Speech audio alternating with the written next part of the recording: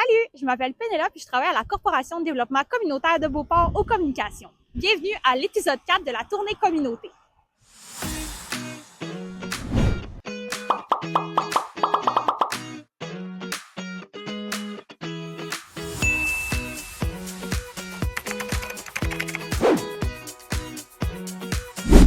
Donc, pour ce quatrième épisode de la tournée des organismes de Beauport et des environs, on se retrouve chez l'organisme Entraide Agapé.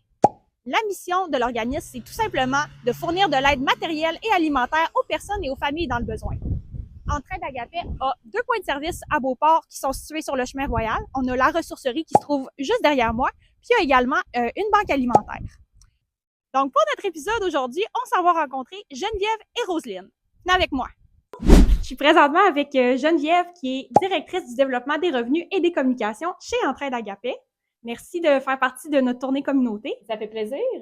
Donc, pour commencer, là, je te poserai une petite question vraiment sur Entraide Agapé. Oui, on aimerait ça savoir, c'est quoi les actions concrètes que vous avez faites au courant de la dernière année?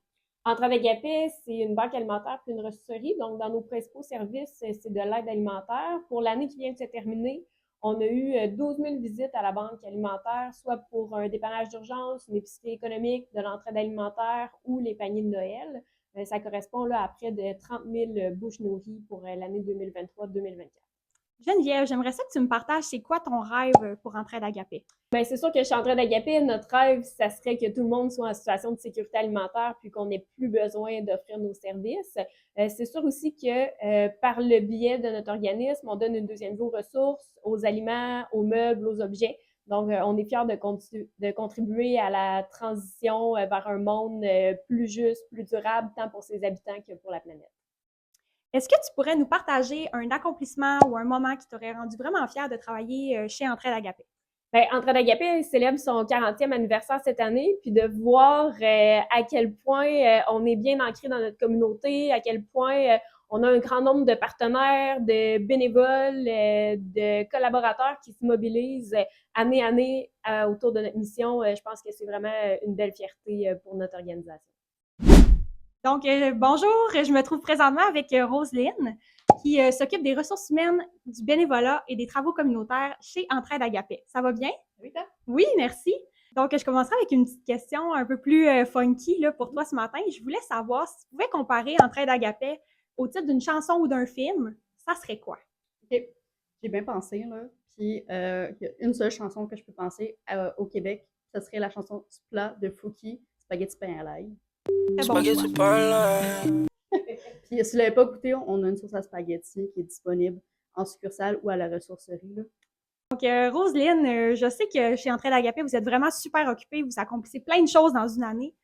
Ce qui m'amène à te demander combien de tasses de café ça vous prend le matin pour être pleinement opérationnel? On est un peu différent de tout le monde. Mon boss arrive avec déjà son très grand café noir avec un double-double là, de chez Tim Hortons.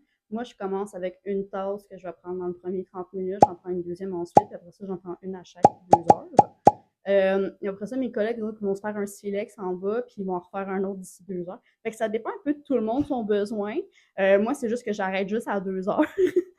Puis j'ai certains de mes collègues qui peuvent pas faire ça parce qu'ils ont l'impression qu'ils vont péter aux frites. Fait que ça dépend de tout le monde. Fait que réponse globale, quand même beaucoup, mais ça dépend. Ça aide quand même beaucoup, mais il faut qu'il y en ait, sinon c'est difficile. Donc, Roselyne, dans le communautaire, la catégorie autres tâches connexes, là, on le sait, ça peut être n'importe quoi. Est-ce que tu peux nous dire c'est quoi la tâche connexe la plus surprenante que tu as faite au sein de ton emploi? La première semaine, mon boss me dit « Hey, tu veux-tu venir aller chercher des tomates avec moi? » Fait que là, on est allé chez Savoie chercher des tomates.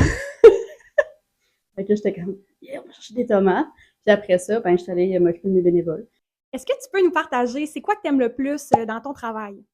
Oui, ben il y a une affaire qui est vraiment comme satisfaisant, puis je pense que c'est une raison pourquoi la plupart des gens qui travaillent dans le communautaire, c'est le sentiment de faire plus que juste sa tâche.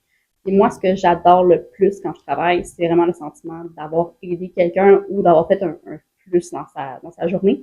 Puis justement, c'est de savoir que je peux prendre une partie de mon temps qui est pas juste associée à ma mission de mon poste en particulier. Moi, c'est vraiment ça là, qui fait le sentiment que je peux pas forcément faire ça dans un travail comme Ouais, je comprends. fait que moi, c'est vraiment ça qui me motive.